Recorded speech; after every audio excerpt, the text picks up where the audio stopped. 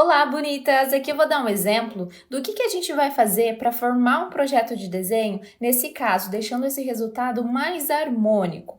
É um caso no qual a gente tem que mudar um pouco o que já é, porque geralmente com a micro a gente só valoriza e melhora. Nesse aqui a gente vai ter que fazer um certo ajuste porque tem um ponto onde está bem desarmônico e de forma errada para a estrutura do olhar dela. Essa sobrancelha é um ponto que ela está bem errada, é na questão do ponto alto, que é o ponto mais alto, que é onde arqueia a sobrancelha. A gente sempre tem que ter o corpo maior do que a cauda, para que assim a sobrancelha fique com o olhar mais elevado, mais arqueado e realçado. A gente nunca pode ter isso aqui, ó, o corpo praticamente do mesmo tamanho que a cauda, senão a sobrancelha, como vocês podem ver, fica um formato desarmônico, não valoriza o olhar. Então aqui a gente vai ter que fazer umas adaptações para valorizar e melhorar o arqueamento dela.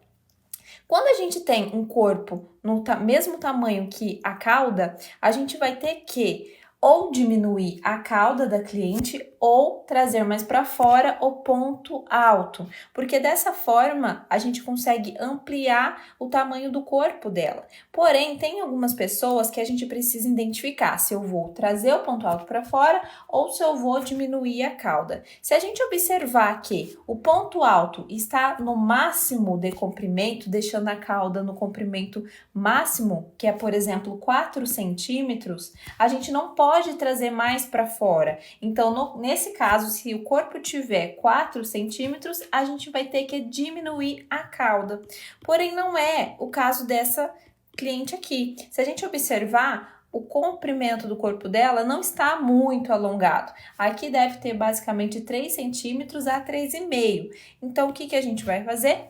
Nesse caso, trazer um pouquinho mais para fora o ponto alto, ao invés de diminuir a cauda, porque também essa cauda não está tão alongada.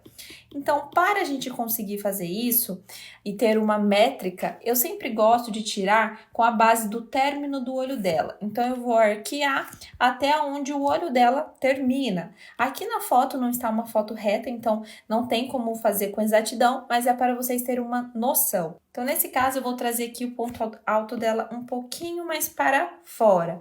Então, eu venho aqui, ó, pegando da base da grossura do início para ampliar, encorpando o corpo dela. Então, a minha métrica de espessura desse ponto alto e do corpo vai ser da base do início. Eu sempre gosto de fazer o meu ponto alto mais fino do que o início, para que assim a sobrancelha tenha um leve arqueamento. Então, eu faço mais fino sempre 1 ou 2 milímetros. Então, para a gente fazer mais ou menos esse desenho do contorno do ponto alto, a gente vai tirar pelo início e alongar um pouquinho para fora. Então, eu não vou mais parar nesse ponto. Eu vou levar um pouco mais para fora para ficar maior do que a cauda. E vou terminar aonde a cauda já termina. Feito isso, agora eu vou na parte inferior. Essa parte inferior não tem necessidade da gente mudar. Então, eu vou acompanhar o que já tem de acordo com o próprio pelinho dela. Então, eu venho trazendo, ó, de acordo com o que já é, descendo lá para a cauda. Então, é dessa forma que a gente vai fazer o desenho dela. Essa parte desses pelinhos que estão acima aqui, a gente vai cortar, porque ele está fora do crescimento, porque se a gente traz desde essa parte do comprimento, a gente iria engrossar muito essa sobrancelha. Então, sempre para definir a grossura do início, eu vou pela raiz do último pelo.